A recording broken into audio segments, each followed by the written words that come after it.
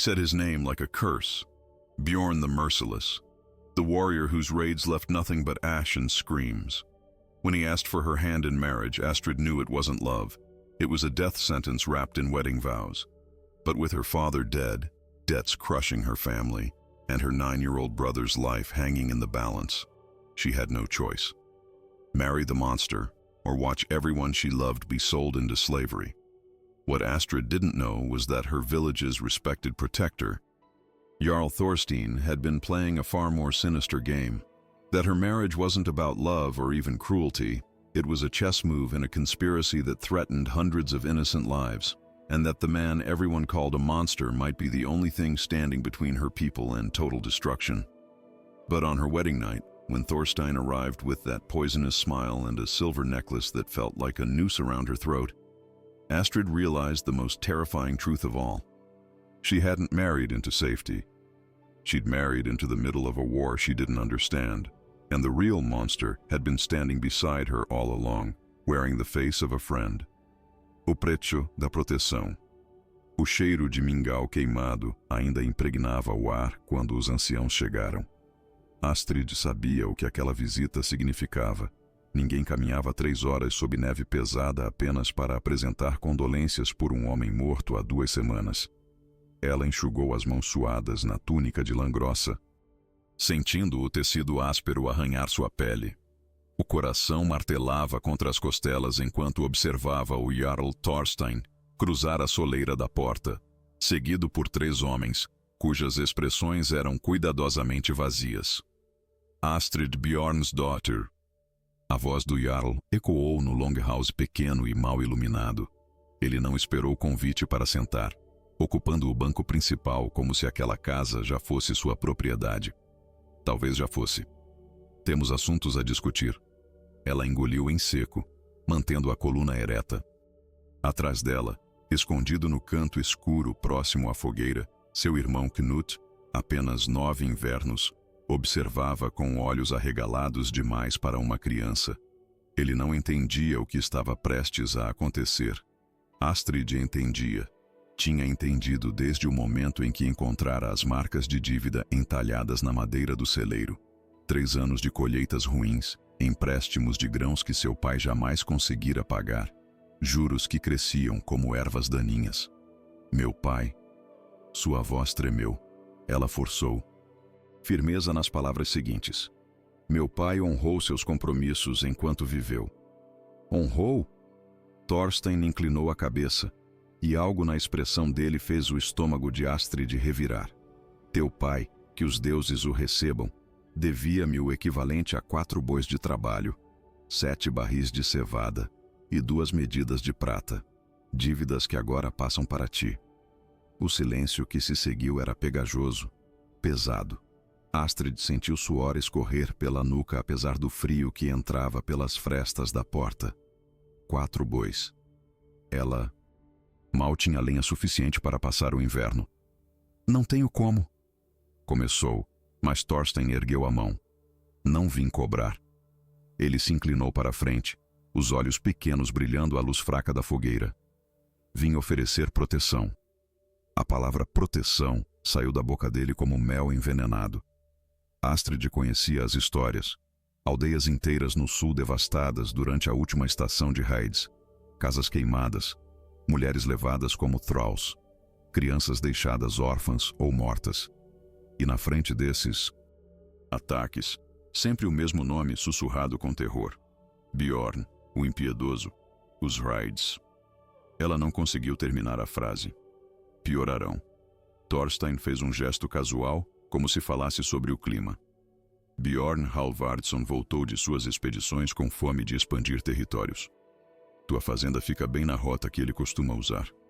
Isolada. Vulnerável. Uma pausa calculada. Eu poderia posicionar guerreiros aqui, garantir que nem tu nem teu irmão sejam tocados. Algo no tom dele estava errado. Astrid apertou os punhos sob a mesa, sentindo as unhas cravarem nas palmas. E o preço dessa proteção? O sorriso de Thorstein não alcançou os olhos. Bjorn Halvardsson me procurou. Ele busca estabelecer laços permanentes em nossa região. Quero uma esposa de boa linhagem, alguém que conhece estas terras. Ele fez uma pausa, deixando as palavras afundarem como pedras em água gelada. Ele pediu tua mão. Eu aceitei em teu nome. O mundo inclinou. Astrid se agarrou à borda da mesa, sentindo a madeira áspera cravar farpas em seus dedos. Não. A palavra saiu como sussurro estrangulado. Não, eu não posso. Ele é um monstro. Ele é um guerreiro poderoso, corrigiu Thorstein, a voz afiada agora. E tu és uma mulher sem protetor, com dívidas que nunca poderás pagar e um irmão pequeno que precisa sobreviver ao inverno. Ele se levantou e de repente pareceu maior, ameaçador na penumbra. Aceitas o casamento e todas as dívidas de teu pai são perdoadas. Teu irmão terá um lar, a aldeia inteira. Ficará sob proteção de Bjorn. Nenhum raid a tocará. Recusas. Ele deixou o silêncio terminar a ameaça. Astrid olhou para Knut, que ainda não entendia completamente, mas sentia o medo emanando dela. O menino tinha os olhos do pai, cinzentos e honestos. Ele merecia crescer, aprender um ofício, talvez ter sua própria fazenda um dia. Ele não merecia ser vendido como thrall para pagar dívidas de um morto. Quanto tempo tenho para decidir?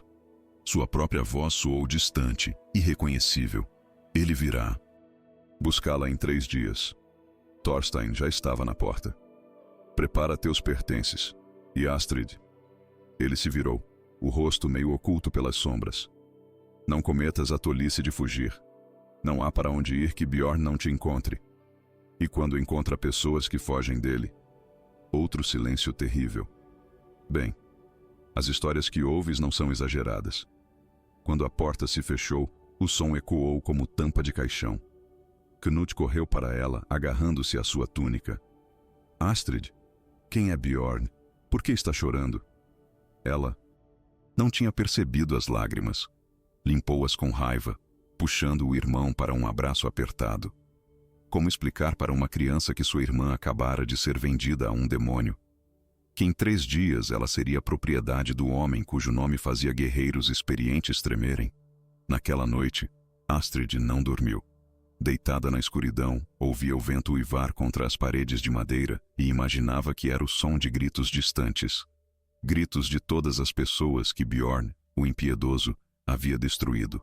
Em 3 dias, ela olharia nos olhos desse monstro. Em 3 dias, descobriria se seria capaz de sobreviver ao casamento, ou se tornaria apenas mais uma história de terror sussurrada em longhouses durante o inverno. E a pergunta que a mantinha acordada, que queimava em sua garganta como brasas engolidas. O que um homem que podia ter qualquer mulher através da força queria com um casamento arranjado com ela? Capítulo 2. Segue. Retri HM. Desenvolva o capítulo 1 da história desta opção com riqueza de peasant. Detalhes. Não crie subtítulos. E jamais se esqueça de se basear na descrição do capítulo para não estragar a história. O capítulo deve ter entre 5.500 a 600 caracteres. Isso é muito importante. O script todo deve ser escrito em inglês, como se fosse uma pessoa estadunidense nativa que estivesse narrando. Isso é muito importante. Não utilize o Artifacts para fazer o roteiro.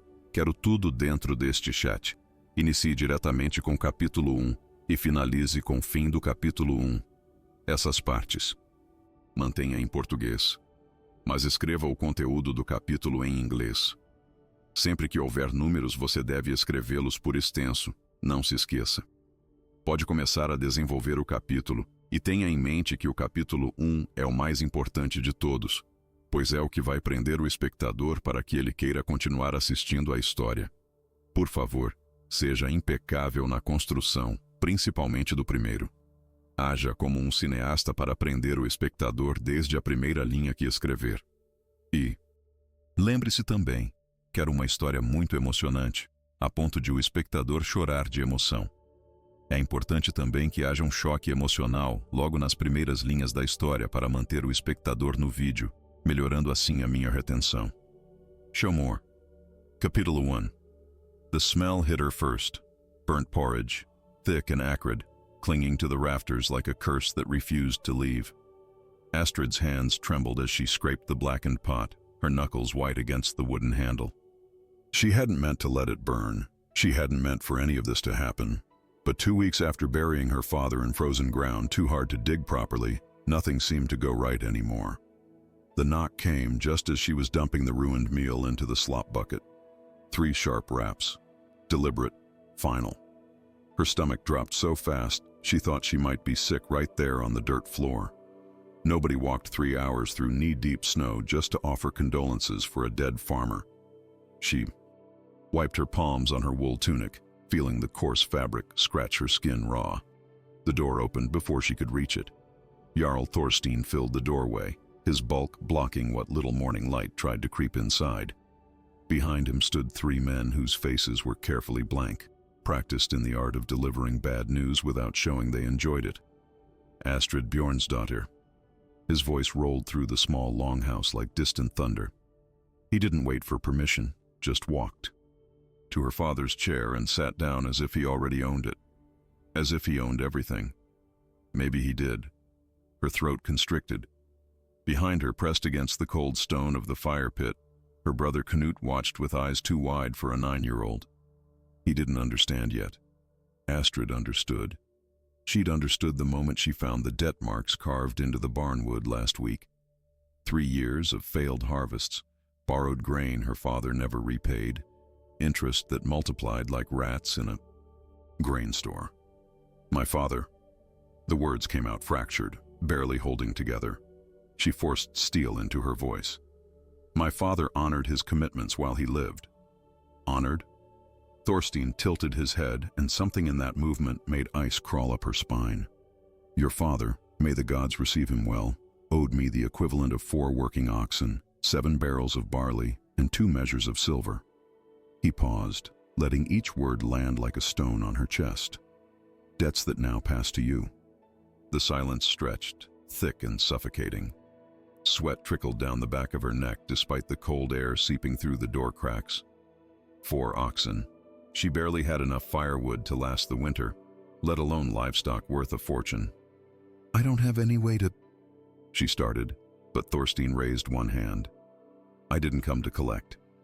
He leaned forward, his small eyes catching the firelight like a predator spotting movement in darkness. I came to offer protection. The word tasted wrong in the air between them. Poisoned honey. Astrid knew the stories that came from the southern villages. Entire settlements destroyed during last season's raids, houses reduced to ash and bone, women dragged away as thralls, their screams echoing across fjords, children left orphaned or worse. And leading those attacks, always the same name, whispered with the kind of fear that makes grown warriors check their doors twice before sleeping. Bjorn the Merciless. The raids. Her voice died before the sentence could finish. Will get worse. Thorstein waved his hand as casually as if discussing weather patterns. Bjorn Halvardsson returned from his expeditions with an appetite for expansion. Your farm sits directly on the route he favors.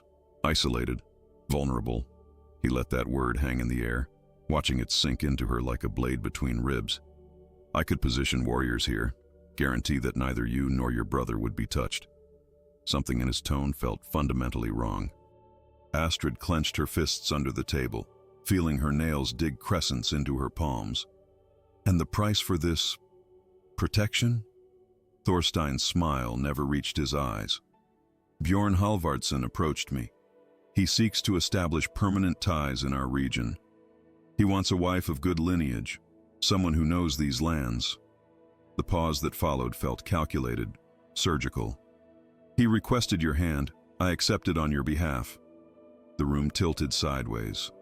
Astrid gripped the table edge, feeling splinters drive into her fingers. No. The word barely made it past her lips, strangled and small. No, I can't. He's a monster. He's a powerful warrior, Thorstein corrected, his voice sharp now, cutting. And you're a woman without a protector, drowning in debts you'll never repay, with a small brother who needs to survive the winter. He stood, and suddenly he seemed massive in the dim light, a shadow swallowing everything. Accept the marriage, and all your father's debts are forgiven. Your brother will have a home, The entire village falls under Bjorn's protection. No raid will touch us. Refuse. He let the silence complete the threat, more terrifying than any words could be. Astrid looked at Knut, who still didn't fully understand but could feel her fear radiating like heat from a forge. The boy had their father's eyes, gray and honest. He deserved to grow up, learn a trade, maybe have his own farm someday. He didn't deserve to be sold as a thrall to pay a dead man's debts. How long do I have? Her voice sounded foreign, like it belonged to someone else entirely. He'll come for you in 3 days. Thorstein was already at the door, cold air rushing in like an unwelcome guest. Prepare your belongings. And Astrid? He turned, his face half hidden in shadow, and something in his expression made her blood run cold. Don't be foolish enough to run. There's nowhere you could go that Bjorn wouldn't find you. And when he finds people who run from him, another terrible pause. Well, the stories you've heard aren't exaggerated. The door closed with the finality of a tomb being sealed. Knut ran to her, grabbing her tunic with fists too small to protect anything. Astrid, who's Bjorn? Why are you crying? She hadn't realized tears were falling. She wiped them away angrily, pulling her brother into a crushing embrace. How do you explain to a child that his sister just got sold to a demon? That in 3 days she'd become property of the man whose name made experienced warriors wake up screaming? That night, sleep never came. Astrid lay in the darkness, listening to wind howl against the wooden walls, and every gust sounded like distant screams. Screams from all the people Bjorn the Merciless had destroyed. In 3 days, she would look into that monster's eyes. In 3 days, she'd discover if she could survive being his wife, or if she'd just become another horror story whispered in longhouses during winter. But one question burned in. Her throat like swallowed embers, keeping her awake until dawn broke gray and cold through the smoke hole. Why would a man who could take any woman by force want an arranged marriage with her? What did Bjorn the Merciless really want? And would she live long enough to find out? The answer, she suspected, would be worse than anything her imagination could conjure. 3 days felt like 3 heartbeats and 3 lifetimes all at once. Astrid spent the first day scrubbing the longhouse until her hands bled, as if cleanliness could somehow change what was coming. The second day, she mended her only decent dress, the blue wool one her mother had woven years ago, back when there was still hope in this house. Her needle slipped twice, leaving tiny blood drops on the fabric that she tried desperately to wash out. Bloodstains never really disappeared, though. They just faded into something you pretended not to see. On the third day, she woke before dawn to find Knut sitting by the door, fully dressed, clutching a wooden horse their father had carved. "I'm coming with you," he said, his small jaw set in that stubborn way that reminded her painfully of their father. "You can't." Her voice cracked. She knelt in front of him, gripping his thin shoulders. "You have to stay with the Eriksons. They promised to take you as a farmhand. You'll be safe there. But who'll keep you safe?" His eyes filled with tears he was too proud to let fall. 9 years old and already trying to be a man. It broke something inside her that she didn't know could break any further. She pulled him close, breathing in the scent of smoke and child sweat and innocence that was about to be ripped away from both of them. "I'll be fine," she lied. "Warriors need wives who can manage their households. I'll weave and cook and stay out of his way. You'll see. I'll visit when I can." Another lie. She had no idea if Bjorn would allow her to visit. She had no idea if she'd survive long enough to visit. The stories from the southern villages spoke of his cold brutality, the way he showed no mercy even to those who surrendered. What kind of husband would a man like that make?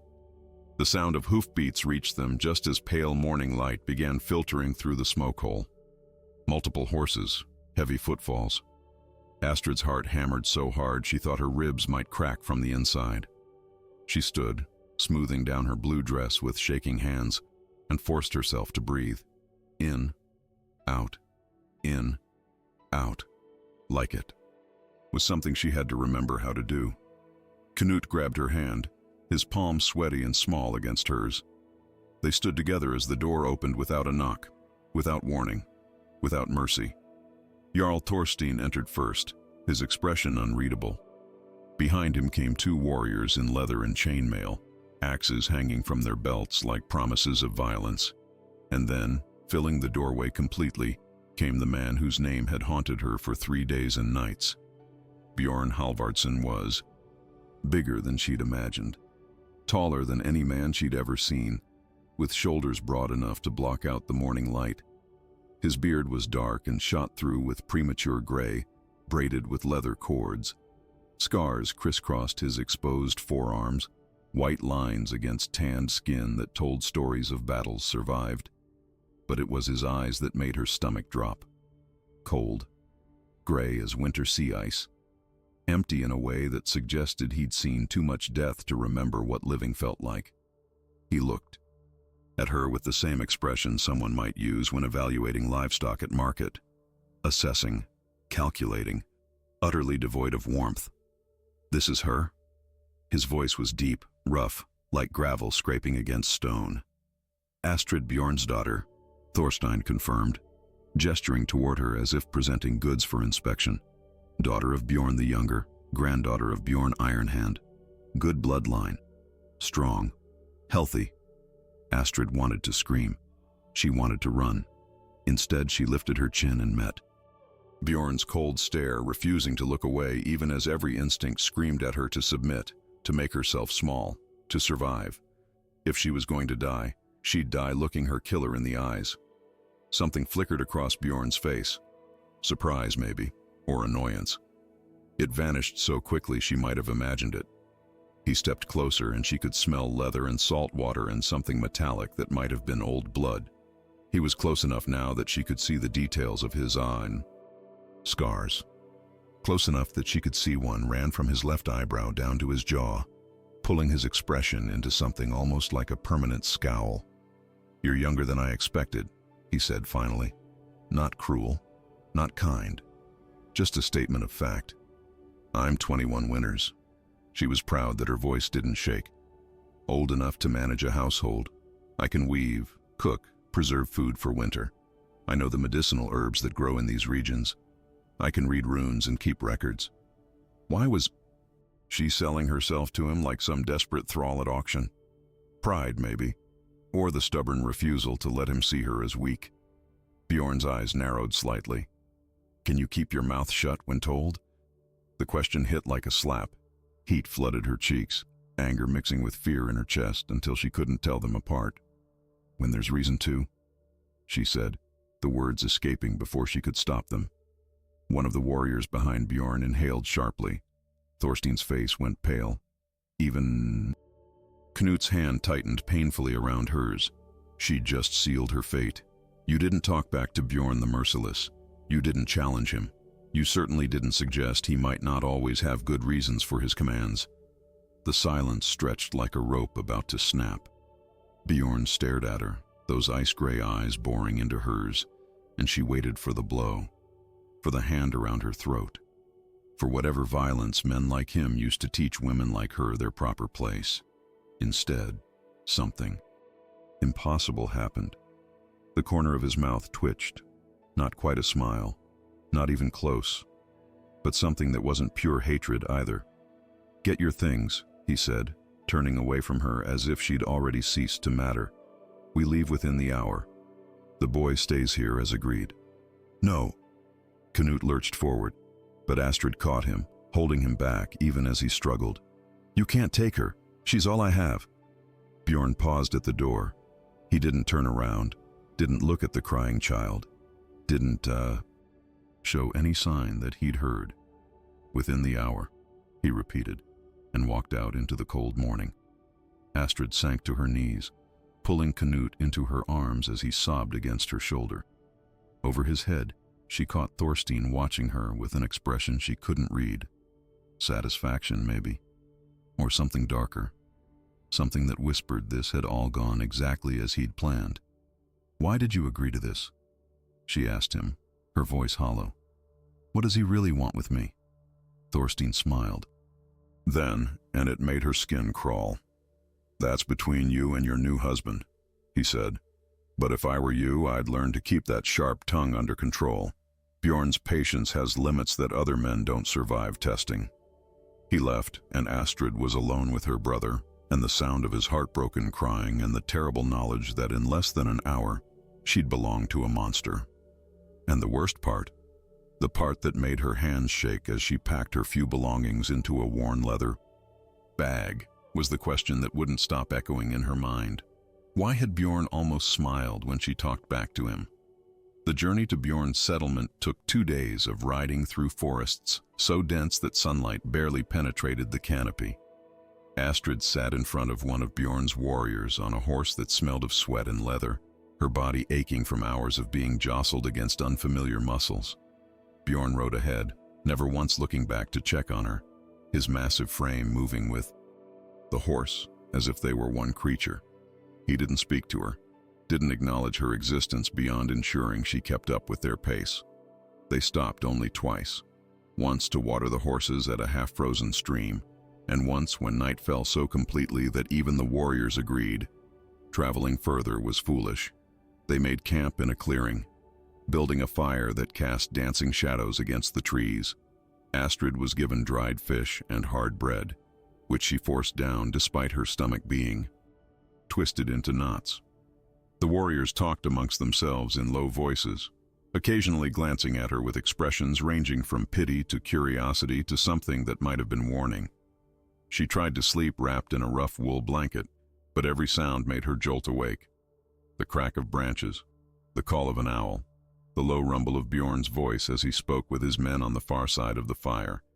She couldn't hear the words, only the tone, hard, commanding, occasionally edged with something that sounded almost like anger, though she couldn't imagine what a man like him had to be angry about. He'd gotten exactly what he wanted.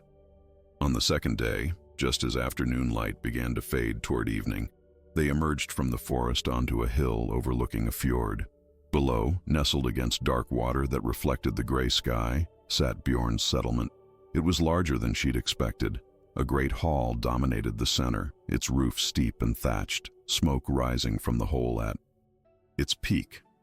Around it clustered smaller buildings, workshops, storage houses, animal pens, a dock where 2 longships sat pulled up on the rocky beach, their dragonhead prows pointing toward the sea like predators waiting to hunt. But what caught her attention, what made her breath stick in her throat, were the people. Women working at looms outside one of the buildings, men repairing fishing nets, children running between houses, their laughter carrying up the hill on the cold wind. It looked almost normal, almost like the village she'd left behind. How could a monster's home look so ordinary? They rode down the hill in single file, and Astrid felt every eye turned toward them. Conversations stopped mid-sentence. Children paused their games. A woman dropped the basket she was carrying, vegetables rolling across the frozen ground. The fear was palpable, thick enough to taste. These people were terrified of Bjorn. They scattered like birds before a hawk as his horse approached, creating a path through the settlement as if he carried plague. Only one person didn't move. An old woman, her back bent with age, white hair braided and pinned at her neck, stood in front of the great hall. Her face was lined with decades of hard living, but her eyes were sharp as she watched Bjorn dismount. When those eyes shifted to Astrid, something passed across the woman's expression. Recognition, maybe. Or perhaps just resignation at seeing another young woman about to be destroyed. "So you went through with it," the old woman said, her voice carrying surprising strength. "Brought her here like you said you would." Bjorn grunted, handing his horse's reins to a young boy who looked too frightened to refuse, but too scared to move quickly. "This is Astrid. She'll be my wife. See that the women prepare her for the ceremony tonight." Tonight. The word hit Astrid like a fist to the stomach. She'd known the marriage was coming, but some part of her had hoped for time. Time to understand this place. Time to find some way to escape, or at least prepare herself for whatever horrors awaited. But Bjorn wasn't a man who believed in waiting. The old woman approached, and up close, Astrid could see the slight tremor in her hands, the way she favored her left leg. "I'm Ragna," she said, her voice softer now. almost gentle. "I manage the hall. Come with me, girl. We'll get you ready." Astrid slid off the horse, her legs nearly buckling after 2 days of riding. She wanted to ask questions, wanted to demand answers, but the weight of all those watching eyes, the suffocating fear that hung over this settlement like fog, kept her silent. She followed Ragna toward one of the smaller buildings, feeling Bjorn's gaze on her back like the point of a blade. Inside, the building was warm, heated by a central fire. 2 younger women waited there, both thin and nervous, their eyes darting to Ragna as if waiting for permission to breathe. They helped Astrid out of her travel-stained dress, without speaking, their hands quick and efficient. They washed her with water heated over the fire, the warmth doing nothing to stop her shivering.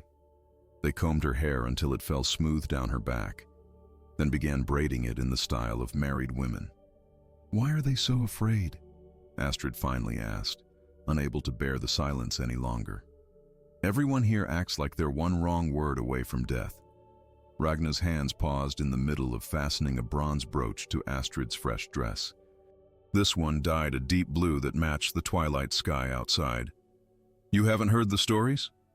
"I've heard stories about Bjorn the Merciless," Astrid said, meeting the old woman's eyes. "Stories about villages burned, people slaughtered, mercy being a concept he doesn't understand." Something complicated crossed Ragna's face. Pain, maybe, or guilt. "The stories are true," she said finally. "Every one of them. I've seen what he's capable of with my own eyes. I've helped wash blood from his hands after raids. I've heard the screams of those who crossed him." Cold dread settled in Astrid's bones. "Then why do you stay?" Ragna laughed, but there was no humor in it, just bitterness and something that sounded like despair. "Where would an old woman like me go? I'm thrall here, same as most people in this settlement.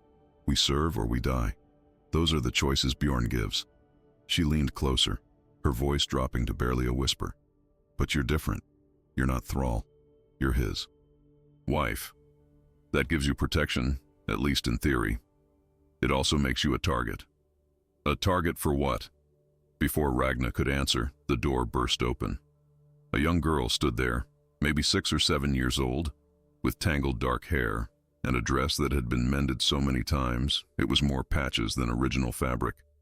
She stared at Astrid with huge brown eyes that held too much knowledge for someone so small. "Ragna," the child said, her voice trembling. "He's asking for her. Says it's time." Ragna's jaw tightened. She straightened, adjusting the brooch one final time. "Remember this girl?" she said to Astrid, her voice hard now, stripped of any gentleness. "Bjorn isn't like other men. He doesn't want what most husbands want. He has reasons for everything, even if those reasons look like madness from the outside." She paused, and something almost like pity flickered across her weathered face. "Whatever happens tonight, whatever you see or hear, don't run. Running from Bjorn is the fastest way to die in this place." Astrid's mouth went dry. "What's going to happen tonight?" Ragna turned toward the door, but not before Astrid caught the fear in her eyes. Real, bone-deep fear that made the old woman's hands shake. "You're about to marry a monster," Ragna said quietly. "And then you're going to discover that monsters sometimes have reasons for their cruelty. Whether that makes it better or worse, you'll have to decide for yourself." The little girl grabbed Astrid's hand, pulling her toward the door, toward the great hall, toward Bjorn and whatever nightmare awaited inside. And as they walked through the settlement, Astrid noticed something she'd missed before. The children. There were so many children here, far more than a settlement this size should have. And they all wore the same haunted expression, the same 2 old eyes, the same look of having survived something that should have killed them. What kind of monster collected broken children? The great hall was packed with bodies and heat, and the smell of roasted meat and mead. Firelight danced across the faces of warriors who lined the walls, their expressions ranging from curiosity to something darker. Astrid felt every eye on her as the little girl led her through the crowd, her small hand surprisingly strong as it gripped Astrid's fingers. The child seemed to know exactly where to go, weaving between tables and benches with practiced ease until they reached the raised platform at the far end of the hall. Bjorn stood there waiting, and seeing him now in the firelight, surrounded by his people, made him seem even larger than before, more dangerous. He'd changed into a fresh tunic, dark wool embroidered at the collar with patterns that might have been runes or just decoration. His hair was pulled back from his scarred face, revealing the full extent of the damage that blade had done years ago. The wound should have killed him. The fact that it hadn't spoke to either incredible luck or something far more unsettling about his ability to survive what would destroy other men. Next to him stood a tall man with graying hair, dressed in robes that marked him as a Godi, a priest who would perform the ceremony. His face was solemn, his eyes sad in a way that made Astrid's stomach clench. Even the priest looked like he pitied her. The little girl released her hand and scurried away, disappearing into the crowd so quickly Astrid wondered if she'd imagined her. Then she was alone, standing at the base of the platform while hundreds of eyes watched and waited to see what would happen when the monster married the farmer's daughter. "Come here." Bjorn's voice cut through the noise and the hall fell instantly silent. Not gradually, not with the slow fade of conversations winding down. Just immediate, terrified silence. Astrid climbed the 3 steps to the platform, her legs shaking but her head held high. If she was going to do this, she'd do it with whatever dignity she could salvage. She stood next to Bjorn, and the difference in their sizes was almost comical. He towered over her by at least a foot, his shoulders so broad he could probably snap her in half without effort. The Godi began speaking in the old way, invoking gods and ancestors, talking about bonds and oaths and the joining of 2 families. Astrid barely heard the words. Her mind kept drifting to Knut, wondering if the Erikssons were being kind to him, if he was crying himself to sleep, if he'd ever forgive her for leaving him behind. She wondered if her father was watching from whatever afterlife the gods provided, and whether he'd be ashamed that his daughter had been sold like livestock to pay his debts. "The rings," the Godi said, and one of the warriors stepped forward with a small wooden box. Inside lay 2 silver bands, simple and unadorned. The priest lifted one and handed it to Bjorn, then gave the other to Astrid. Bjorn took her left hand, and his touch was warmer than she'd expected, warmer and more careful. He slid the ring onto her finger with surprising gentleness, his scarred hand steady as he spoke the words of binding. "I take you as my wife. My hearth is your hearth. My protection is your protection. What I own, you own. This I swear before gods and men." Now it was her turn. Astrid's hands trembled as she reached for Bjorn's left hand. It was massive, calloused from years of gripping sword hilts and axe handles, marked with old scars that told stories of violence she'd never understand. She slid the ring onto his finger, her voice barely a whisper as she spoke her own vow. "I take you as my husband. Your hearth is my hearth. Your protection is my protection. What you own, I own. This I swear before gods and men." The words felt like chains wrapping around her throat. The Godi raised his hands. "Witnessed by all gathered here, this union is sealed. May the gods bless this marriage and grant it strength." The hall erupted in noise. Warriors banged, their fists on tables. Someone started a chant that others picked up, growing louder until the sound was almost deafening. Mead flowed freely as servants moved through the crowd with pitchers and horns. The celebration had begun, but Astrid felt none of the joy that should accompany a wedding feast. Bjorn led her to a table on the platform where 2 chairs waited. He sat, and she sat beside him, trying not to flinch as he poured mead into a horn and handed it to her. "Drink," he said. Not a suggestion, a command. She drank, the honey sweetness of the mead doing nothing to warm the cold dread in her stomach. Around them, the celebration grew wilder. Warriors told stories of battles won and enemies defeated. Women sang songs that Astrid didn't recognize. Children ran between the tables, grabbing scraps of food when they thought no one was watching. So many children. Now that she was looking, really looking, she could count at least 15 of them. Far too many for a settlement this size, and none of them seemed to have obvious parents watching over them. They moved like a pack, staying together, sharing food, protecting the smaller ones from being trampled by drunk warriors. "Where did they come from?" Astrid asked, the mead making her bold enough to speak. "All these children. Who are they?" Bjorn's jaw tightened. For a long moment she thought he wouldn't answer, that he'd ignore her question the way he'd ignored her entire existence during the journey here. But then he spoke, his voice low enough that only she could hear. "Orphans, from villages that were raided." "Villages you raided," she said, unable to stop herself. His hand clenched around his mead horn so tightly she heard the wood creak. "Yes." The admission hung between them, heavy and terrible. Astrid's mind raced. Why would a man known for his mercilessness save children from the villages he destroyed? It made no sense. Unless... "You take them as thralls," she said, the pieces starting to fit together in a picture she didn't want to see. "No." The word came out harsh, almost angry. "I take them so they don't starve or get sold to men who would use them in ways children should never be used. I take them because leaving them to die slowly is crueler than a quick death, and I'm many things, but I'm not that." He turned to look at her then, and the expression in his ice-gray eyes was so complicated she couldn't begin to untangle it. "You think me a monster. You're right. But monsters sometimes do monstrous things for reasons that aren't entirely monstrous." Before she could respond, before she could even begin to process what he'd just told her, a commotion erupted near the hall's entrance. The crowd parted, and through the gap came a man Astrid recognized. Her stomach dropped. Jarl Thorstein strode into the hall as if he owned it, his face flushed with mead and satisfaction.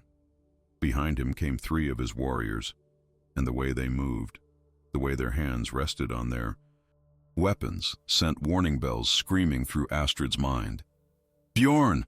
Thorstein's voice boomed across the hall. "My friend, I heard the ceremony was tonight and couldn't miss the celebration." He climbed onto the platform without invitation, approaching with arms spread wide as if greeting a beloved brother. But Astrid saw what others might have missed. The way Bjorn's entire body tensed, the way his hand moved slowly, almost imperceptibly, closer to the knife at his belt, the way every warrior in the hall suddenly stopped celebrating and started watching, their expressions shifting from drunk joy to alert readiness. Something was very wrong. Thorstein reached them, placing one hand on Bjorn's shoulder in a gesture that looked friendly but felt like a threat. "I wanted to personally ensure my gift to you was acceptable," he said, his eyes sliding to Astrid with an expression that made her skin crawl. "Such a lovely bride. I trust she'll serve you well." "She's my wife now," Bjorn said, quietly, "under my protection. That was our agreement." Of course. Thorstein waved his hand dismissively. "Though I hope you don't mind if I stay a few days. There are matters we should discuss, business arrangements that would benefit us both." The temperature in the hall seemed to drop 10 degrees. Astrid looked between the 2 men, seeing the tension crackling in the air like lightning before a storm, and suddenly understood with perfect, terrifying clarity.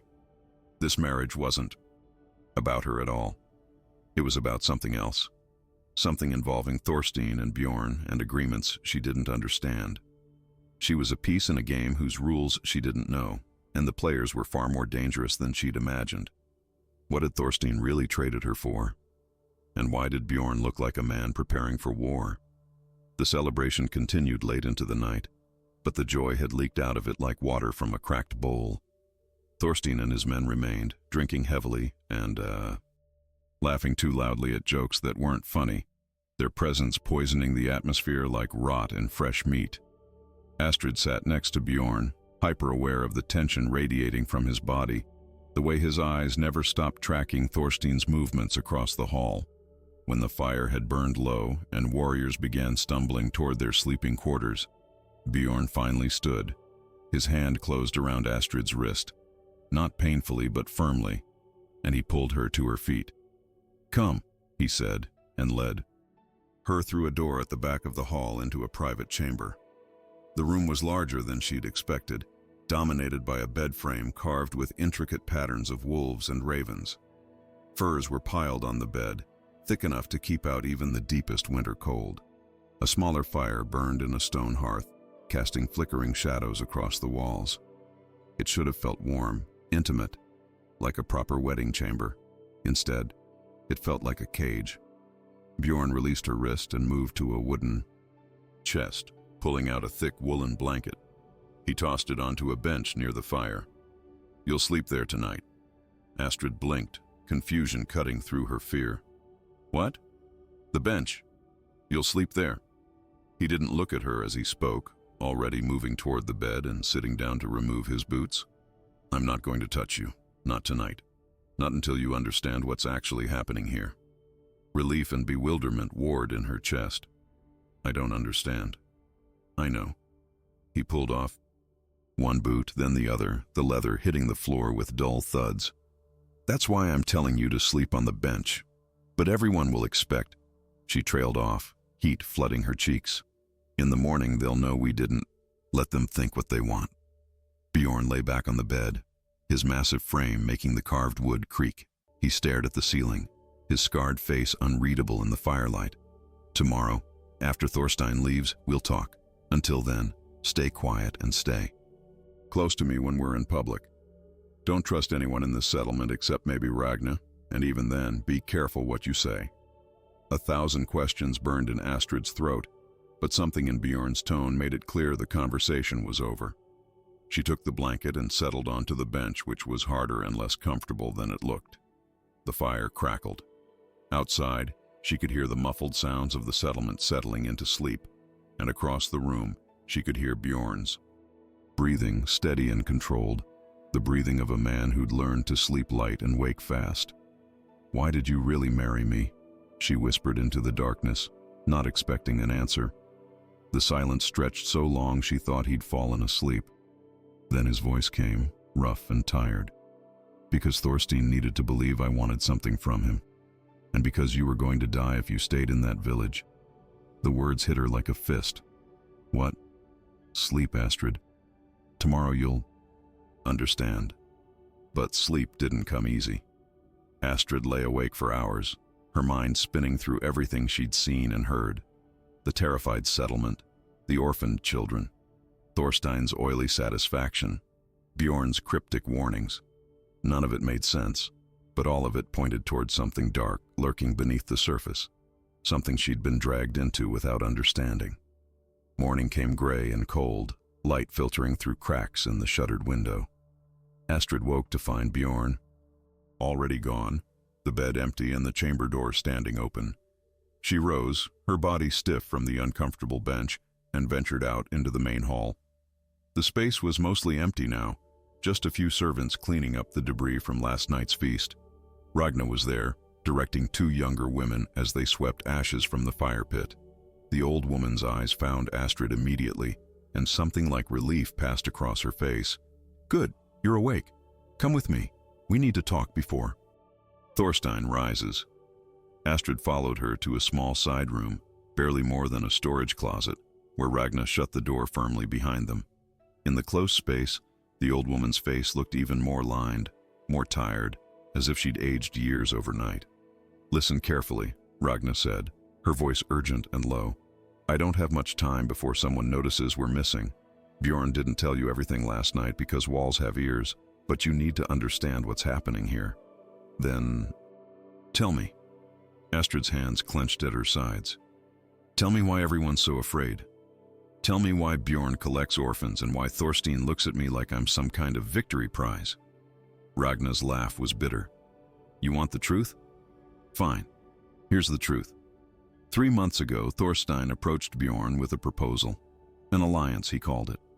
Thorstein would give Bjorn access to new raiding routes, information about wealthy targets, protection from other jarls who were starting to band together against Bjorn's expansion. In exchange, Bjorn would help Thorstein with a different kind of raid. Cold dread settled in Astrid's stomach. What kind? The kind where you don't just take gold and livestock, the kind where you take land, territory, Whole villages. Ragnar's voice dropped even lower. Thorstein has been secretly buying up debts throughout your region for 2 years. Every farmer who borrowed grain, every family that fell behind on their tribulations to him. He owns them all now. And he plans to claim their lands, force them into servitude, or sell them as thralls, and divide the territory between himself and a jarl from the eastern fjords who's been funding him. The room tilted. Astrid grabbed the wall for support, her mind racing. That's why he wanted my father's debts, why he pushed so hard for this marriage. Partly. Ragnar nodded. But it's more than that. Your farm sits right in the center of the territory he wants to claim. Strategic position, good access to the coast and the inland routes. If he controls your land, he controls the entire region. She paused, her expression softening slightly. Bjorn refused the alliance, told Thorstein he wanted no part in enslaving free farmers. But Thorstein is persistent and powerful, and he needed to believe he still had leverage over Bjorn. So Bjorn married me too. Astrid couldn't finish the sentence, her thoughts tangling. To protect you, Ragnar finished. As Bjorn's wife, you're untouchable. Your lands fall. Under his protection by marriage law. Thorstein can't touch them without declaring open war on Bjorn, which even he isn't stupid enough to do. Her eyes bored into Astrid's. But that's only part of it. Bjorn also needed to buy time to gather evidence of Thorstein's plans. Evidence he can present at the next regional thing, the assembly where jarls settle disputes. If he can prove Thorstein is planning to illegally seize lands and enslave free people, the other jarls will turn on him. They won't tolerate that kind of precedent. Astrid's legs felt weak. She slid down the wall until she was sitting on the cold floor, her wedding dress pooling around her.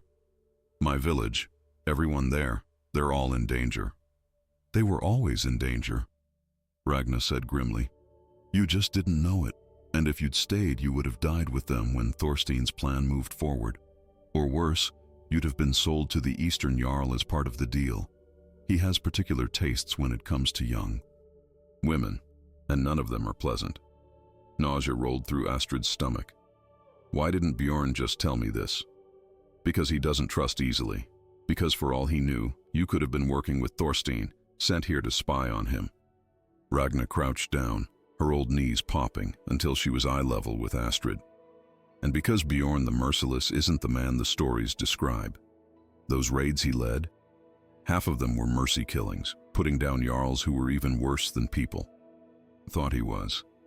Those children you saw? He takes them from situations where death would be kinder, and he gives them a chance to live. Is he brutal? Yes. Has he killed people? More than you could count. But he's not the monster everyone believes him to be. Then why does everyone here fear him? Because fear keeps them safe. A sad smile crossed Ragnar's weathered face. If people fear Bjorn, if they believe he's capable of ultimate cruelty, then enemies think twice before attacking. Thorstein needs to believe Bjorn might actually ally with him if pushed hard enough. The other jarls need to believe Bjorn is too dangerous to provoke. The reputation protects everyone in this settlement, even if it means they live in terror of the man who's actually keeping them alive. Footsteps echoed in the hall outside. Heavy, deliberate. Ragnar's eyes widened and she pressed a finger to her lips. They waited in tense silence as the footsteps passed, fading into the distance. That'll be Thorstein's men, Ragnar whispered. They're watching everything, reporting back to him. You need to act like the terrified bride everyone expects. Don't let them see you understand what's happening. And whatever you do, don't trust anything Thorstein tells you. He's a snake, and he'll use any weakness he can find. The door opened without warning, and both women jumped. But it was Bjorn who filled the doorway, his expression dark. Thorstein's asking for you, he said to Astrid. He wants to speak with my new wife before he leaves. Says he has wedding gifts to present. The way he said gifts made it clear they were anything but. Astrid stood, smoothing her dress with shaking hands, and met Bjorn's eyes. For the first time, she saw past the scars and the cold exterior to something beneath. Something that might have been concern, or perhaps just calculation. "What do I do?" she asked. "You smile," Bjorn said flatly. "You thank him. You play the part of the grateful bride, and you remember that. Every word you say to him might be the difference between your village living or dying. No pressure then, just the weight of every life she'd ever known resting on her ability to lie convincingly to a man who'd already proven he was willing to destroy everything she loved." Astrid took a deep breath, straightened her shoulders, and followed Bjorn back into the hall. Time to discover if a farmer's daughter could outmaneuver a jarl who'd been playing this game far longer than she'd been alive. Thorstein sat at the main table like he owned it, breaking his fast with bread and salted fish while his warriors stood behind him like trained dogs waiting for scraps. His smile when he saw Astrid approach was all teeth and no warmth, the expression of a predator that had cornered its prey and was simply deciding which part to bite first. "Ah, the bride." He stood, arms spread wide in false welcome. "Come, sit. Share a meal with the man who made your marriage possible." Astrid felt Bjorn's hand press briefly against the small of her back, a warning or perhaps encouragement, before he moved to stand beside the table. She forced her lips into something resembling a smile and sat across from Thorstein, her hands folded in her lap to hide their trembling. "You're too kind, Jarl Thorstein." The words tasted like ash on her tongue. "I'm grateful for your generosity." Generosity? He repeated the word like it amused him, pouring mead into a horn and sliding it across the table toward her. "Drink. We should toast to your good fortune. Not every woman in your position ends up as the wife of a powerful man. Some end up in far less pleasant circumstances." The threat wasn't even veiled. Astrid took the horn and drank, the mead burning down her throat. Across the rim, she watched Thorstein's eyes, seeing the calculation there, the measuring. He was testing her, trying to determine how much she understood, how useful or dangerous she might be.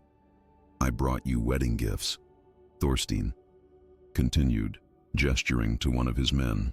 The warrior stepped forward and placed a wooden box on the table between them. "Open it." Astrid's hands shook as she lifted the lid. Inside lay a silver necklace, intricately worked with patterns of birds and beasts. It was beautiful. It was also far too expensive for a simple wedding gift. Nothing about this was simple. "It's lovely," she managed, her voice barely steady. "It belonged to my late wife," Thorstein said, and something in his tone made her stomach clench. "She died 3 winters ago, tragic accident. Fell from a cliff while gathering herbs." The way he said accident made it clear it was anything but. "I want you to have it. A symbol of the bond between our families now that you've married my ally." Ally. The word hung in the air like smoke. Astrid lifted the necklace from the box, the silver cold and heavy in her hands. She could feel Bjorn's tension from across the room, could sense the warriors along the walls shifting. Slightly, hands moving closer to weapons. Whatever game Thorstein was playing, this was a crucial move. "Put it on," Thorstein urged, his smile widening. "Let me see how it looks on you." Her fingers fumbled with the clasp. The necklace settled against her throat like a collar, the weight of it oppressive. Thorstein leaned back, studying her with satisfaction that made her skin crawl. "Perfect," he said. "Just perfect. Now you're truly bound to both of us, to your husband through marriage vows, and to me through blood debt and gratitude." He paused, taking a long drink of his mead. "You understand what that means, don't you, Astrid? You understand the position you're in?" This was it. The moment where she could either crumble or fight back. Astrid thought of Knut, of her village, of all those people whose lives hung in the balance. She thought of the orphaned children in Bjorn's hall, survivors of whatever games men like Thorstein played with people's lives. And she made her choice. "I understand," she said quietly, meeting Thorstein's eyes with as much courage as she could summon. "That I'm fortunate to have protectors who value me enough to ensure my safety, and the safety of those I love."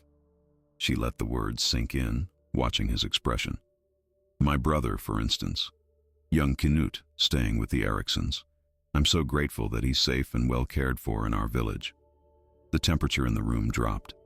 Thorstein's smile froze. his eyes narrowing slightly. Behind him, she saw one of his warriors tense. Astrid had just made it clear she understood the implied threat, that she knew Thorstein could reach Canute and her village anytime he wanted. But she'd also just told him, in front of witnesses, that she expected her brother's continued safety. If anything happened to Canute now, everyone in this hall would know who was responsible. Of course, Thorstein said slowly, his voice losing some of its jovial edge. The boy is perfectly safe, as is everyone in your village, now that you've secured Bjorn's protection through your marriage. He glanced at Bjorn, something unreadable passing between them. Isn't that right, my friend? My wife's family is under my protection, Bjorn said, his voice flat and hard. Anyone who threatens them threatens me. The words were a declaration of war thinly disguised as a statement of fact. Astrid saw it register on Thorstein's face, the realization that whatever leverage he'd thought he had was slipping through his fingers like water. She'd become a liability instead of an asset, a piece that had moved itself off the board he'd so carefully arranged. Thorstein stood abruptly, his chair scraping against the floor. Well then, I can see you're in excellent hands, Astrid. I should return to my own lands. There's much work to be done before winter truly sets in. He moved around the table, stopping beside her. His hand landed on her shoulder, heavy and threatening. Wear the necklace well. Remember where it came from. Remember who your true friends are. Then he was gone, his warriors following like shadows, leaving only the echo of his boots and the weight of his threats hanging in the air. The moment the door closed behind them, Astrid's hands flew to the necklace clasp, desperate to get it off, but Bjorn was there suddenly, his large hands covering hers. Leave it on, he said quietly, for now, until we know he's truly gone. But it's from him. It feels like a collar. I know. His eyes met hers, and for the first time she saw something almost like respect there. That was well done. Dangerous, but well done. You just made it clear that harming your village would be an open declaration against me. Will it be enough? Her voice cracked. Will it keep them safe? For now. Bjorn released her hands and stepped back. Thorstein won't move openly against us without more preparation. But he's not done. Men like him never are. Ragna appeared from the shadows, moving with surprising speed for someone her age. They're riding out now. I watched from the upper window. All 4 of them heading south. Good. Bjorn turned to one of his warriors, a lean man with a scar across his nose.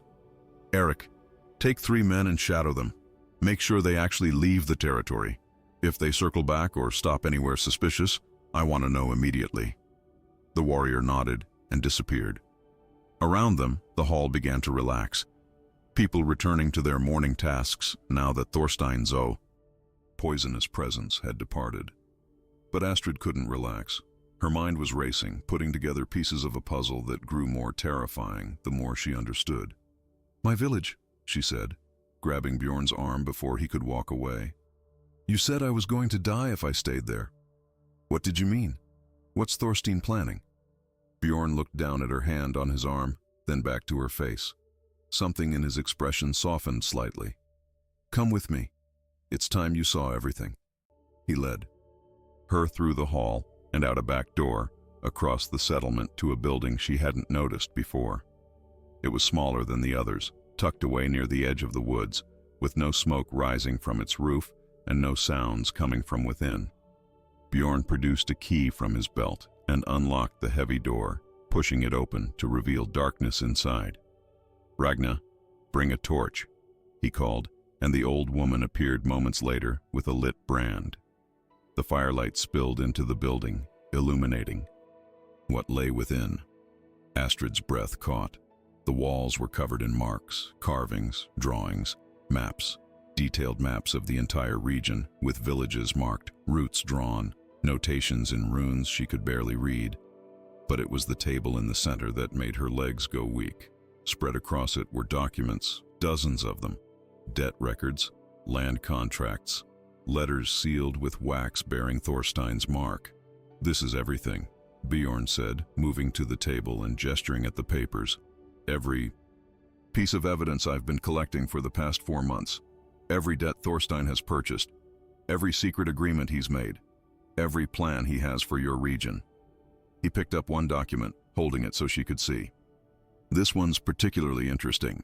A letter to Jarl Sigurd of the Eastern Fjords dated 2 months ago. In it, Thorstein promises him 10 families of thralls and rights to half the coastal lands in exchange for military support when he makes his move. When he makes his move? Astrid repeated numbly. When is that? Bjorn's jaw tightened. The spring thing. 3 months from now. He plans to present fabricated evidence that the farmers in your region have been raiding his lands, stealing livestock, breaking sacred oaths. He'll demand compensation that none of them can pay, then claim their lands as settlement. By the time anyone realizes what's happening, it'll be too late. He'll have already sold half of them into slavery. The room spun. Astrid gripped the table edge, papers crinkling under her fingers. Her village, the Ericssons who'd taken in Knut, old Birgit who'd taught her to weave, young Haldor who'd been planning to ask for her hand before her father died. All of them, condemned to slavery or death because of one man's greed. Why didn't you just tell everyone? She demanded, anger cutting through her shock. Why all this secrecy? Why marry me instead of just exposing him? Because evidence isn't enough without witnesses willing to testify, Bjorn said grimly. Because half the Jarls at the thing are in Thorstein's pocket or too afraid of him to speak against him. Because I needed time to build alliances of my own, to find people who'd stand with me when I challenge him publicly. He looked at her directly, his scarred face serious. And because I needed you alive and protected. You're the key to everything, Astrid. Your testimony as a freeborn woman, as the daughter of a respected farmer, as someone with no reason to lie. For me, that testimony will matter when we stand before the assembly. Understanding crashed over her like a cold wave. You need me to testify against Thorstein, to tell them about the debts, about how he forced the marriage. I need you to tell the truth, Bjorn corrected. Which is more powerful than any lie Thorstein can create. He paused and something almost like vulnerability crossed his face. But I also needed to save you. Even if you never testify, even if you choose to stay silent. I couldn't let you die in that village when I knew what was coming. The admission hung between them, raw and unexpected. Astrid stared at this man, this supposed monster, and saw someone far more complicated than the stories had ever suggested. Someone who'd built a reputation for cruelty to protect the vulnerable. Someone who'd married her not for power or pleasure, but because it was the only way to keep her alive long enough to fight back. What happens now? She asked quietly. Now? Bjorn moved to the door, pausing at the threshold to look back at her. Now we prepare for war, not the kind fought with swords and axes, though it may come to that. The kind fought with words and evidence and carefully chosen allies. The kind where one mistake could cost hundreds of lives. His eyes met hers, and she saw the weight of responsibility there, the burden he'd been carrying alone for months. The question is, will you fight with me? Or will fear make you choose silence? Astrid looked at the documents spread across the table, at the maps marking her home and everyone she'd ever known, at the evidence of a conspiracy that would destroy innocent lives for nothing more than one man's greed. She thought of Knut, trusting and vulnerable. She thought of the children in Bjorn's hall, orphans who'd survived because someone had chosen to fight for them instead of looking away. She thought of the woman she'd been 5 days ago and the woman she was becoming.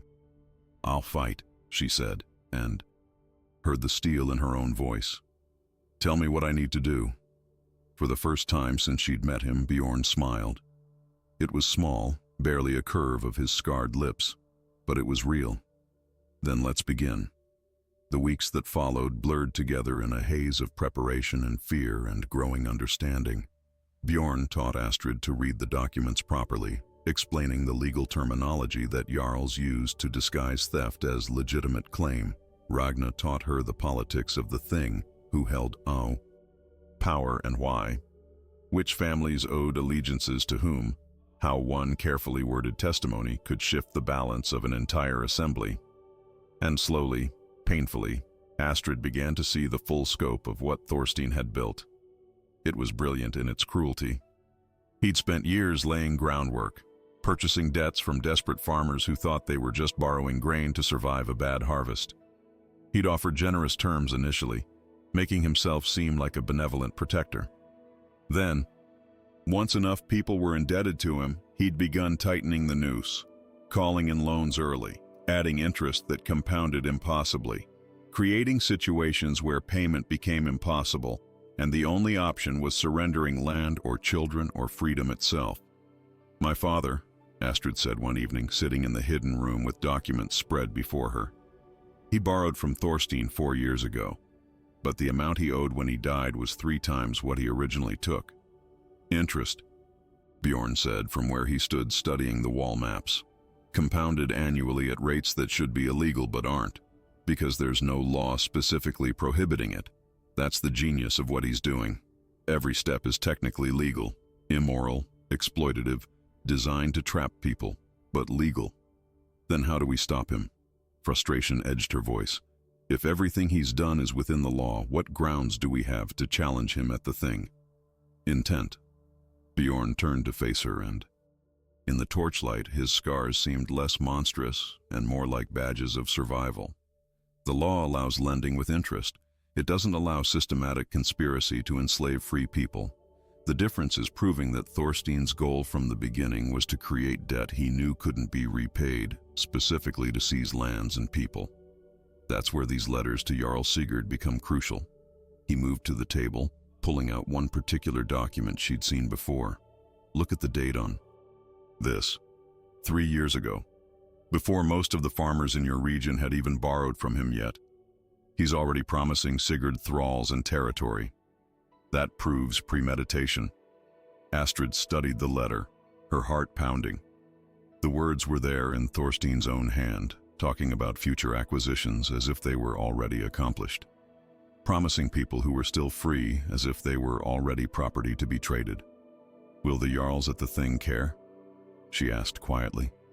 "About farmers and thralls and common people? Aren't they all just pieces in the same game? Some won't care."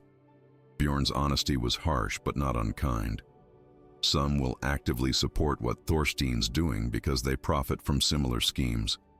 But others, the ones who still remember that free farmers are the backbone of our society, the ones who understand that allowing this sets a precedent that could eventually threaten even their own families, those Jarls will listen. If we present the evidence correctly.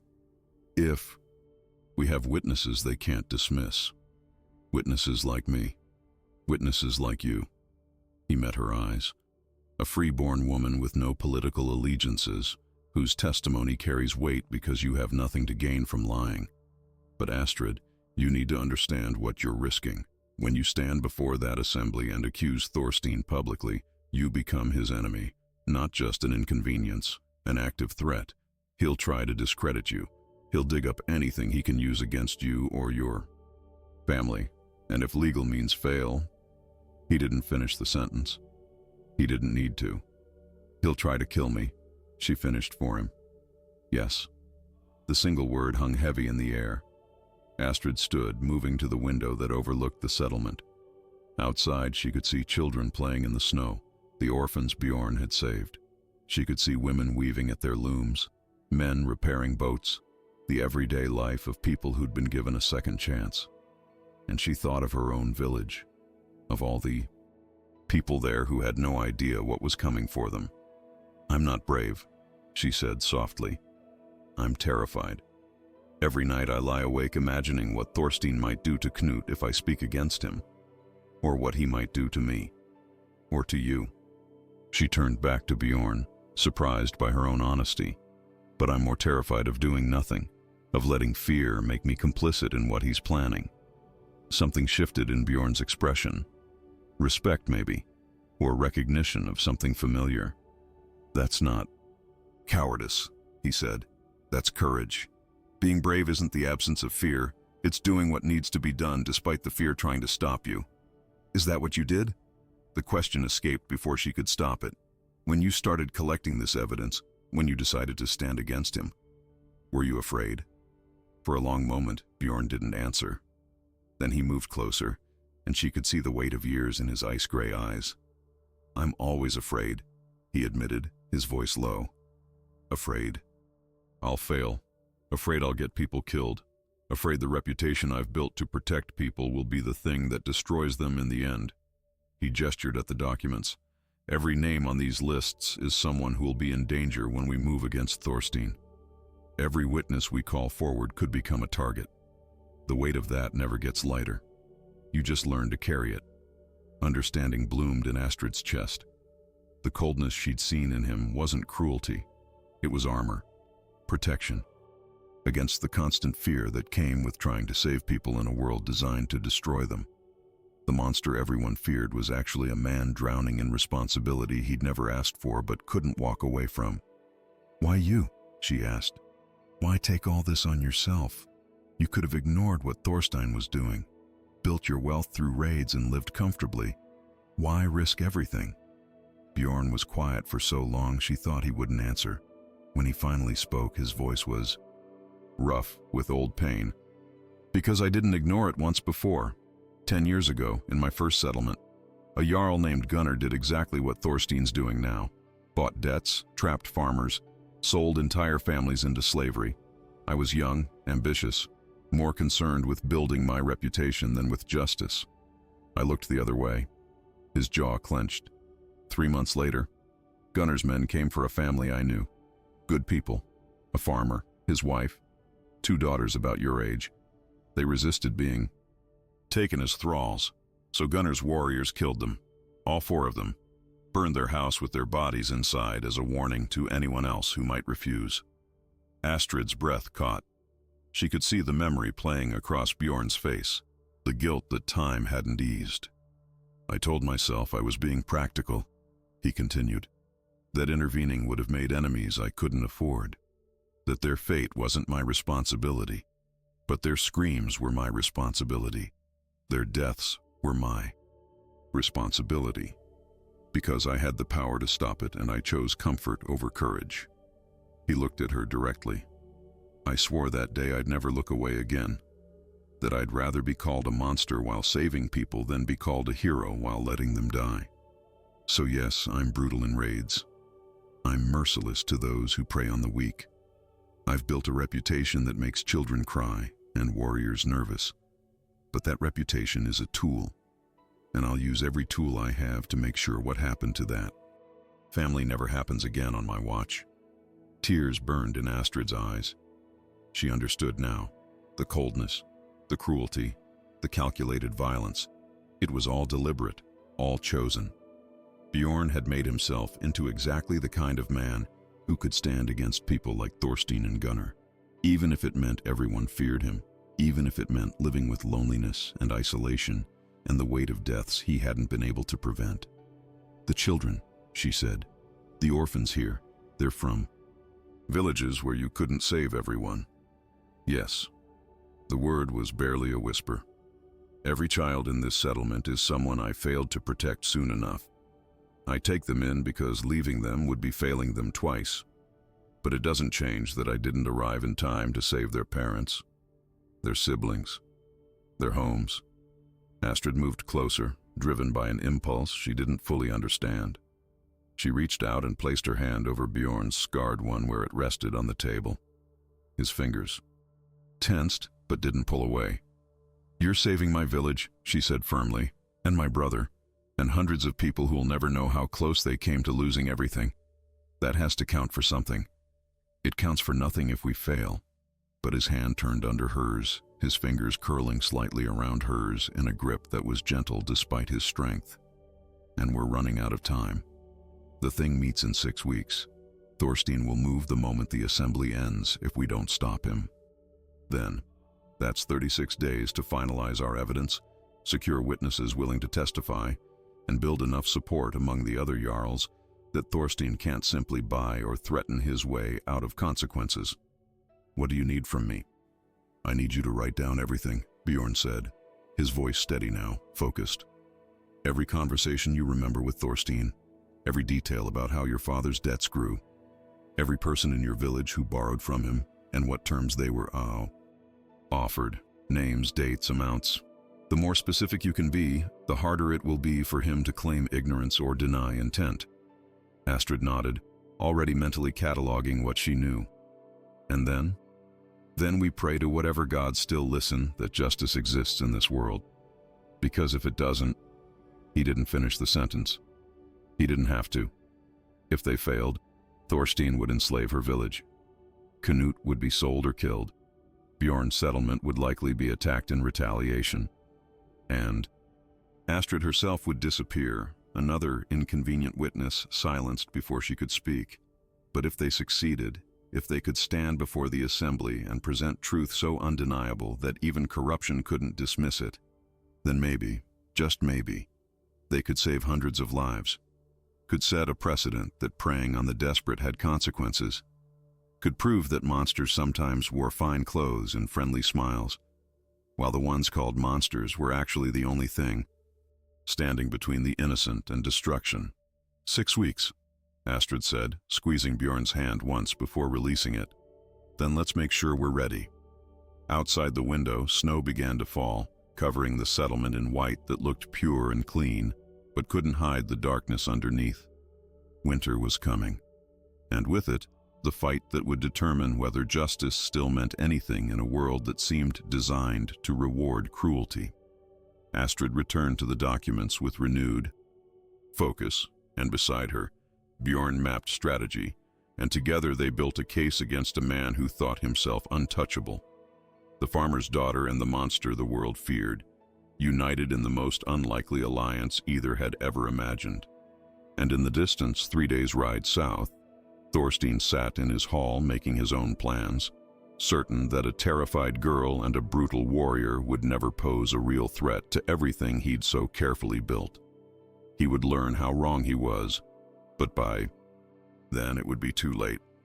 The thing met at the first thaw of spring, when ice still clung to the shadows, but the sun had enough strength to make travel possible. Hundreds gathered at the sacred assembly grounds, a flat plain surrounded by ancient standing stones where disputes had been settled and laws proclaimed for generations beyond counting. Jarls arrived with their warriors and advisors. Farmers came seeking justice for grievances. Merchants displayed goods hoping to secure profitable agreements. The air buzzed with conversation and tension and the weight of decisions that would shape the coming year. Astrid stood at the edge of the gathering, her heart hammering so hard she thought everyone must be able to hear it. She wore her best dress, the blue wool now mended and cleaned until it looked almost new.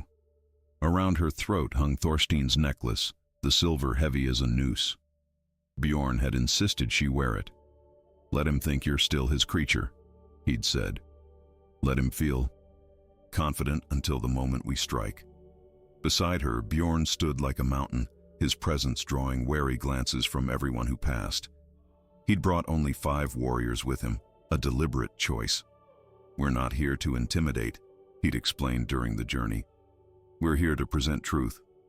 Numbers would make us look like we're preparing for battle rather than seeking justice."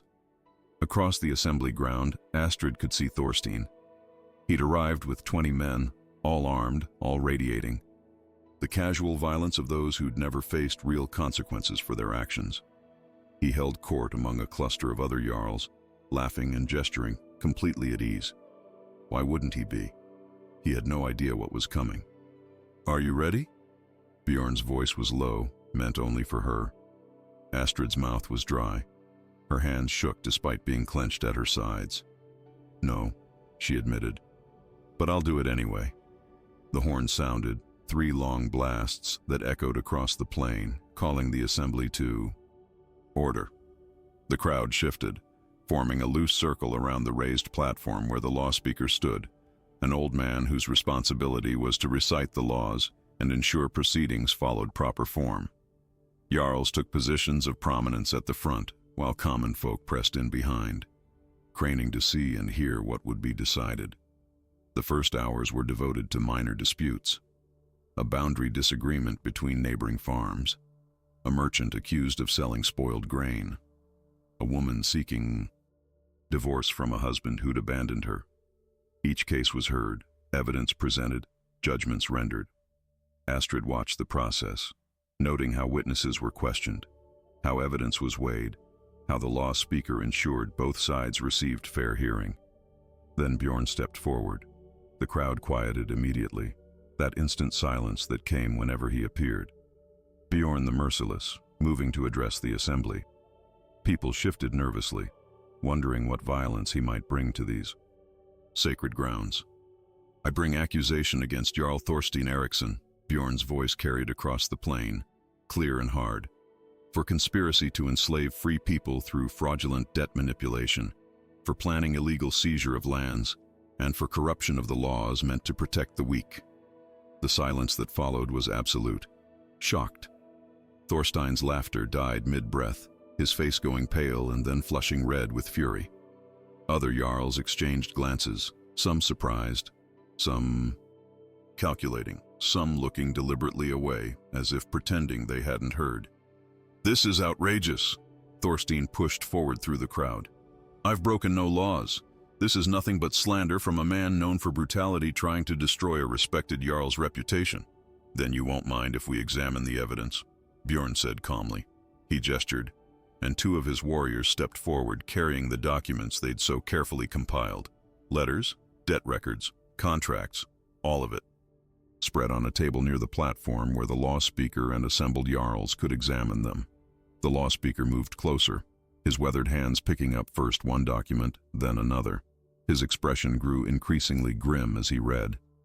Other Jarls crowded around, some genuinely curious, others clearly allies of Thorstein, trying to find ways to dismiss what they were seeing. These are forgeries. Thorstein's voice rose desperately. Lies created by a man who wants to expand his own territory and sees me as an obstacle. Are they? Bjorn turned to face him fully. Then explain the seals. Your seal, pressed into wax on letters promising thralls who were still free people when you wrote them. Explain the debt records that match exactly with those held by farmers in the Western Territories. Explain your correspondence with Jarl Sigurd promising him lands and people in exchange for military support. A murmur rippled through the crowd. Jarl Sigurd himself was present, standing near the back, and his expression had gone carefully neutral. Too neutral. The kind of neutrality that confirmed guilt while trying to avoid association with it. Words on paper prove nothing, Thorstein shot back, but his confidence was cracking. Where are your witnesses? Who will testify to these supposed crimes? This was the moment. Astrid felt Bjorn's hand touch her elbow briefly, a gesture of support and release. She stepped forward and hundreds of eyes turned to her. She'd never felt so small, so exposed, so terrifyingly visible in her entire life. I will testify. Her voice started soft but grew stronger as she forced the words out. I am Astrid Bjornsdottir, daughter of Bjorn the Younger of the Western Territories. Thorstein held debts against my father that had grown to impossible amounts through compound interest. When my father died, Thorstein came to me with an offer. Marry Bjorn Halvardsson, and all debts would be forgiven. Refuse, and my brother and I would be sold as thralls to pay what we owed. Gasps rippled through the assembly.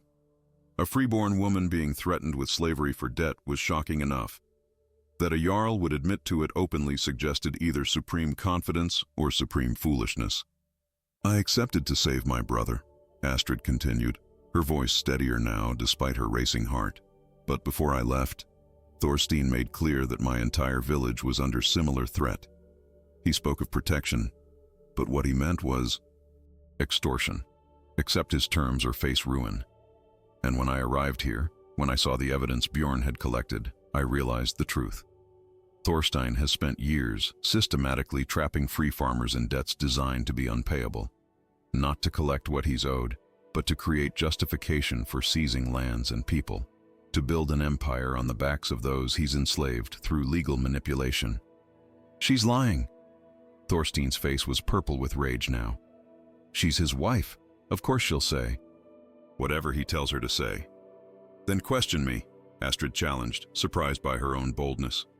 Ask me about my father's debts. Ask me about the terms Thorstein offered. Ask me anything and I'll answer truthfully before these witnesses and the gods themselves. The law speaker raised his hand for silence. The accused has the right to question the witness, he intoned formally. Jarl Thorstein, if you believe this woman speaks falsely, you may examine her testimony. Thorstein approached, and Astrid could see the calculation in his eyes, the desperate search for some weakness to exploit. You claim I threatened you with slavery, yet you stand here free, married to a powerful man, wearing silver around your neck. He gestured at the necklace. That hardly seems like the life of someone being threatened. The necklace was your wedding gift, Astrid said, her hand moving to touch the silver at her throat. You said it belonged to your late wife, the one who died in a tragic accident falling from a cliff. She met his eyes. You gave it to me as a reminder of what happens to women who don't serve your purposes. The implication hung in the air like smoke. Several Jarls exchanged meaningful glances. Thorstein's wife's death had always been suspicious, but no one had dared question it openly. Until now. My wife's death has nothing to do with these fabricated accusations, Thorstein snarled, but he'd lost ground and everyone could see it. The questioning continued. For hours. Other witnesses came forward, farmers from Astrid's region who'd made the dangerous journey to testify about debts that had grown impossibly, about threats veiled as protection offers, about Thorstein's systematic acquisition of control over their lands and lives. Each testimony added weight to the evidence, building a picture that even Thorstein's allies couldn't entirely dismiss. As the sun began its descent toward evening, the law speaker called for deliberation. The assembled Jarls withdrew to discuss what they'd heard, and Astrid finally allowed herself to breathe. Her legs felt weak, her throat was raw from speaking, but she'd done it. She'd stood before hundreds and spoken truth against power, and she'd survived. Bjorn appeared at her side, his hand briefly touching her shoulder. You were stronger than I expected, he said quietly. Stronger than you knew yourself to be. Will it be enough? We'll know soon. The deliberation lasted until torches had to be lit, against the gathering darkness. Finally, the law speaker returned to the platform, his expression grave. The crowd pressed in, silent and tense. The assembly has heard testimony and examined evidence. The law speaker's voice carried across the plain. While Jarl Thorstein's actions were technically within legal bounds, the intent behind those actions violated the spirit of our laws. No man may use legal mechanisms to circumvent the protections afforded to free people. No Jarl may systematically conspire to enslave those under his supposed protection. Relief flooded through Astrid, so intense she swayed. Bjorn's hand steadied her. Therefore, the law speaker continued, all debts held by Jarl Thorstein in the Western Territories are declared void. Any lands or properties seized through these debts must be returned to their original owners. Thorstein Eriksson is fined triple the value of all debts forgiven, to be paid to those he exploited. Furthermore, he is stripped of the title of Jarl and exiled from these lands for 5 years. Should he return before that time ends, he will be declared outlaw, and any man may kill him without consequence. The pronouncement hit like thunder. Thorstein's face went from red to white to gray, his mouth opening and closing without sound. Exile, the loss of everything he'd built. His warriors looked uncertain now, their loyalty to a disgraced Jarl suddenly in question. This is not justice, Thorstein finally found his voice, shrill and desperate. This is a conspiracy. You've all been manipulated by a monster who wants my territories for himself. Enough. The law speaker's voice cut through the outburst. The assembly has spoken. Guards, ensure Jarl Thorstein, former Jarl now, leaves these grounds immediately. He has until dawn tomorrow to depart these territories.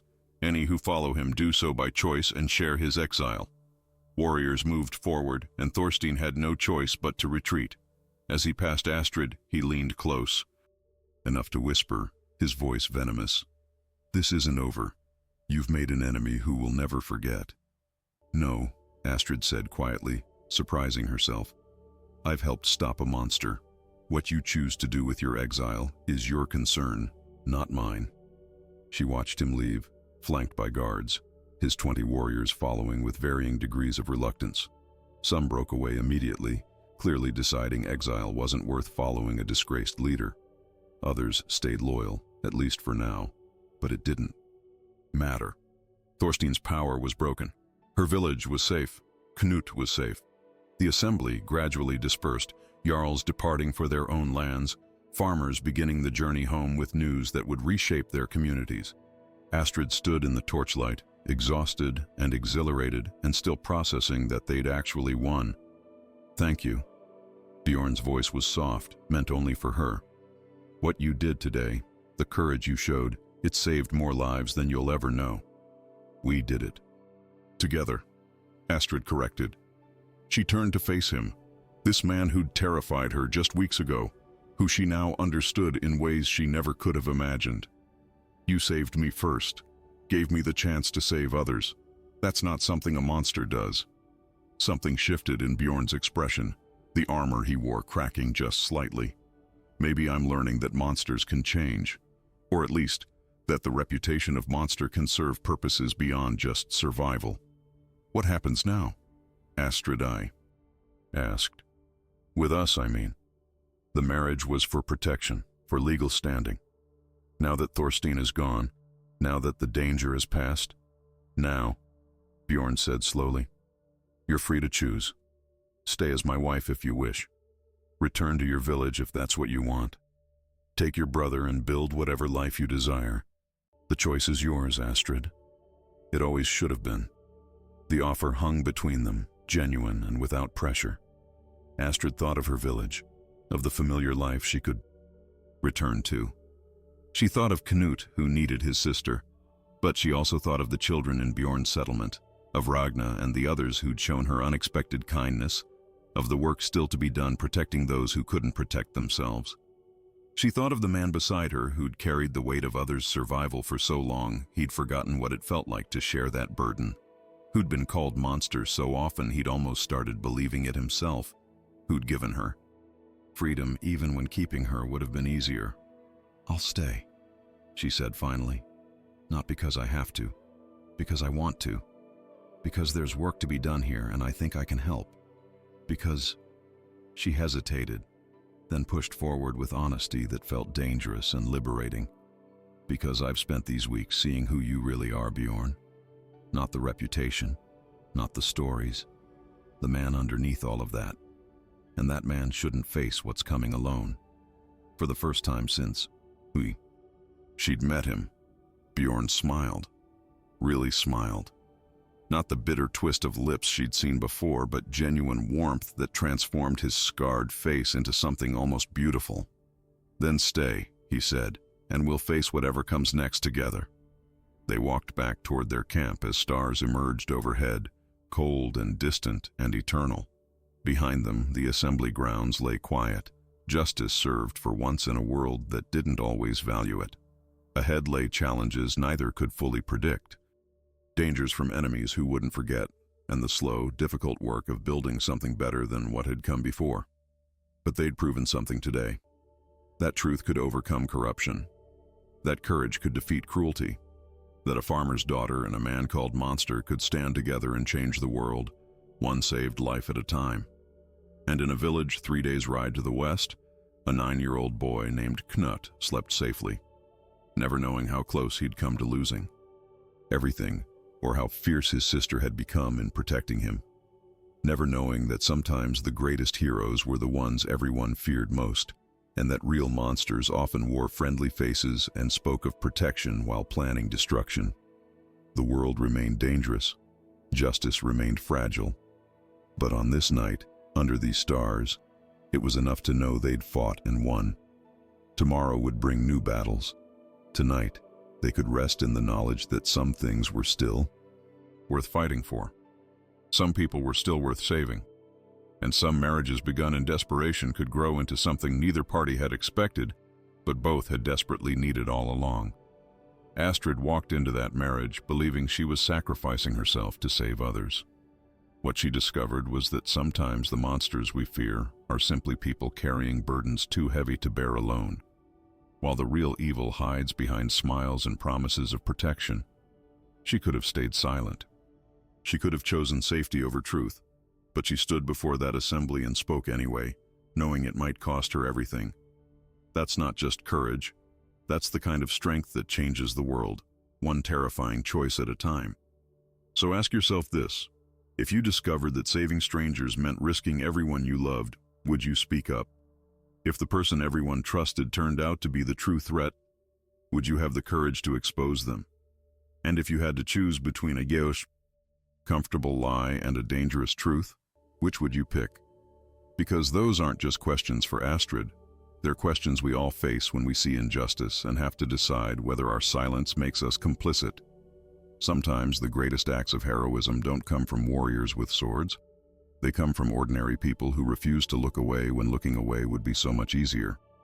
If this story moved you, if it made you think about courage and justice and the masks people wear, then share it with someone who needs to hear it. Hit that like button. Follow for more stories that challenge what we think we know about heroes and monsters. And remember, the world changes when people like Astrid decide that fear won't be the thing that stops them. Thank you for listening. Until next time, stay strong, stay brave, and never underestimate what you're capable of when someone you love needs protecting.